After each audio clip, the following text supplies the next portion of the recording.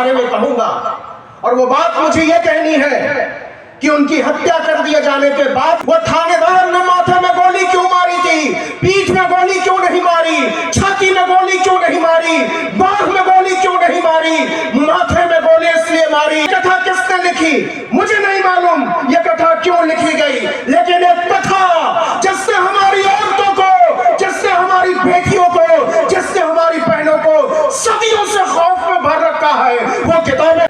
और वो गुजारिश ये है कि आगे की कुर्सियों पर, पीछे की कुर्सियों पर जितने पुरुष बैठे हैं वो सब खड़े हो जाएं, और जितनी महिलाएं बैठी हैं वो सब बैठी रहें।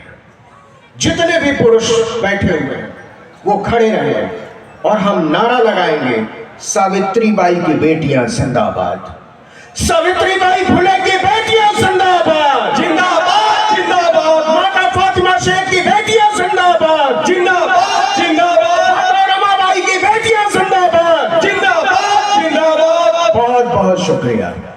बैठ जाइए। पता है मैंने ये क्यों किया? ये इसलिए किया ताकि हम में से हर एक को ये याद रहे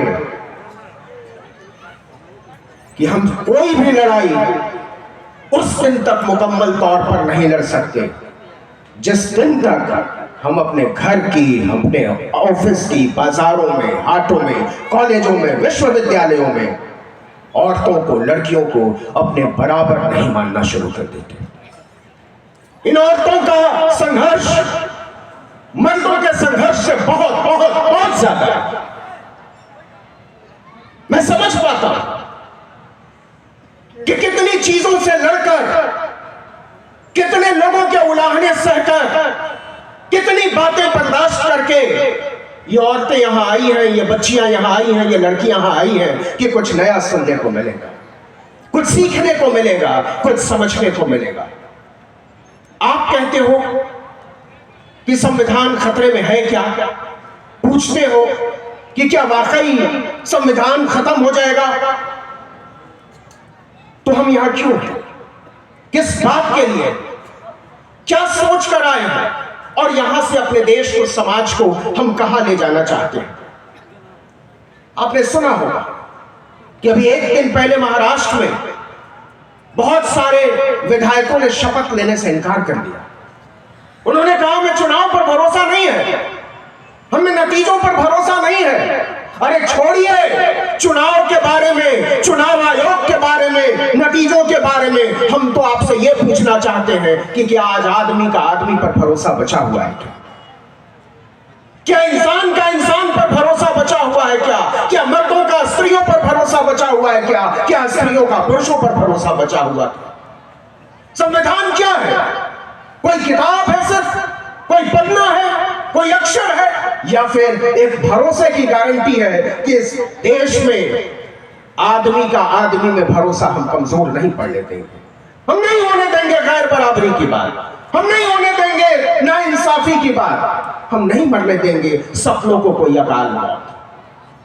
तो इसलिए यह समझना बड़ा जरूरी है कि हम लोग जो यहां आए हैं, इस मुश्किल वक्त में आए हैं, तो क्या सोच कर आए और यहां से क्या लेकर जाने वाले, और यहां से पीछे जाकर, आगे जाकर, अपने इलाकों में फैलकर हम कौन सी नई बात करने वाले। बहुत बात हुई जगदेव बाबू की,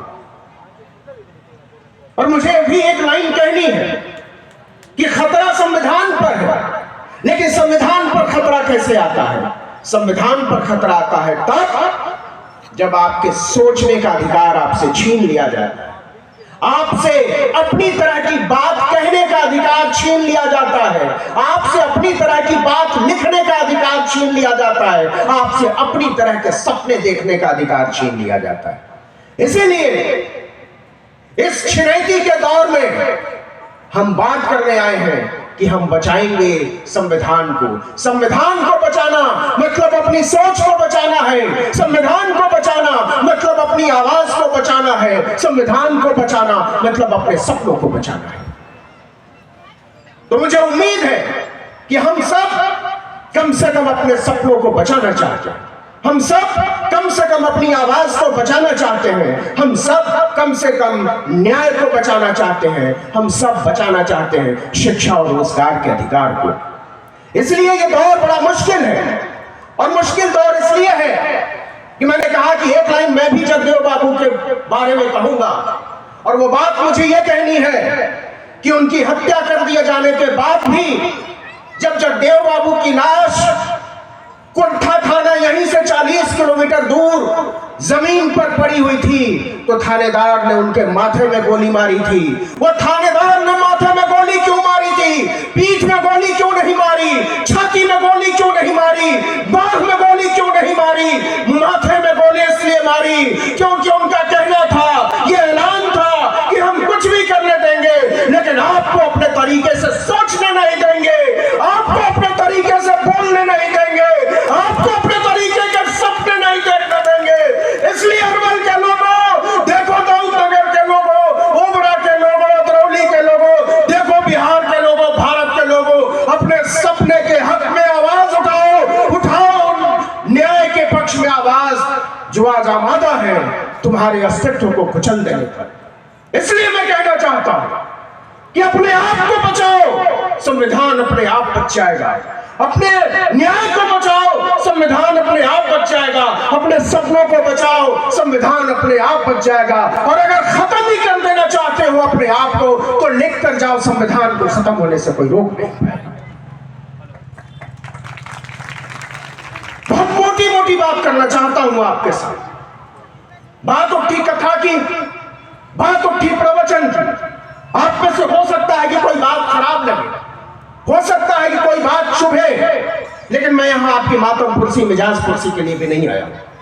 आपको बात चुभेगी तो चुभनी चाहिए, आपको बात खराब लगती है तो लगनी चाहिए, और वो इसलिए लगनी चाहिए कि कोई बात चुभेगी नहीं, कोई बात खराब नहीं लगेगी तो आगे का रास्ता नहीं निकलेगा। सुना होगा आपने कथा, कथाएं सुनी होंगी, और हर घर में कथा होती है। आप में से बहुतों के हाथ पर कुछ बंधा हुआ होगा, और आपने सोचा होगा कि छोटा रिचार्ज आपकी जिंदगी को बचा लेगा। ये कथा सुनाई जाती है सबके घरों में कि एक व्यापारी था, वो जा रहा था व्यापार करने, कहीं सत्यनारायण की कथा हो रही थी, उसने प्रसाद नहीं लिया, आगे बढ़ गया, आगे गया तो व्यापार लुट गया, घर आया तो घर जल गया था, रिश्तेदार दूर हो गए थे, बीवी छोड़कर भाग गई थी, पता नहीं क्या क्या क्या। फिर उसने कथा सुनी और सब कुछ वापस होता चला गया। मुझे नहीं मालूम यह कथा कब लिखी गई, मुझे नहीं मालूम यह कथा किसने लिखी, मुझे नहीं मालूम यह कथा क्यों लिखी गई, लेकिन एक कथा जिसने हमारी औरतों को, जिसने हमारी बेटियों को, जिसने हमारी बहनों को सदियों से खौफ में भर रखा है, वो किताबें हमारी दोस्त नहीं हो सकती। वो कथाएं, उन कथाओं में आग लगाओ जिसने हमारी औरतों की आंखों में खौफ भर दिया है, उन कहानियों को जलाकर फेंक दो जिसने हमारी बेटियों को, बहनों को दहशत से भर दिया। और मैं बताऊं आपको एक बात, मेरी बहनों, मेरी माओ, ध्यान से सुनना, और इसलिए ध्यान से सुनना कि यहां से जाने के बाद यही बात याद रह जाएगा।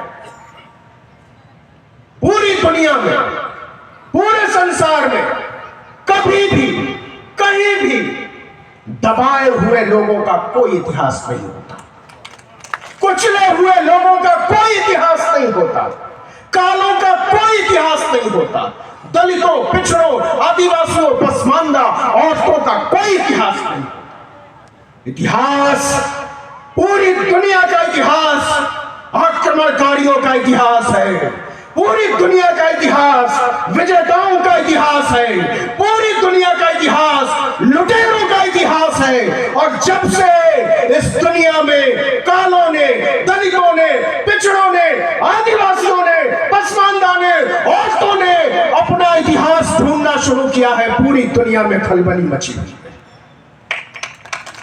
ये कौन लोग हैं जो खुदाई पर आमादा है, एक नई तरह की खुदाई, और वो अपनी खुदाई से अपना इतिहास निकाल रहे। बात हुई है नौकरी की, अच्छी बात है नौकरी हासिल करना, अच्छी बात है कलेक्टर बन जाना, अच्छी बात है डीएम एसपी बन जाना, लेकिन मेरे दोस्त, मेरे बुजुर्गों, मेरी माँ, मेरी बहनों, इससे घर चल जाएगा, परिवार चल जाएगा, इससे इतिहास नहीं बदलेगा। और अगर इतिहास बदलना होगा तो लड़कियों, तुमसे खास तौर पर कहता हूं, कहानियां लिखो। लिखो वो कहानियां जो तुम पर गुजरी है, लिखो वो कहानियां जो तुमने बर्दाश्त की है, लिखो वो कहानियां जो तुमने अपने पुरखों से सुनी है। वो दफन की हुई उन तमाम कहानियों को निकालो और बनाओ उसको अपना इतिहास, और तब जाकर बदलेगा देश, बदलेगा इतिहास, बदलेगा ये माहौल, बदलेंगे हम और तुम। ये जिम्मेदारी हम पर और आप पर है कि अपनी बेटियों को, अपनी लड़कियों को कहानियां, कविताएं, इतिहास लिखने के लिए प्रोत्साहित करें।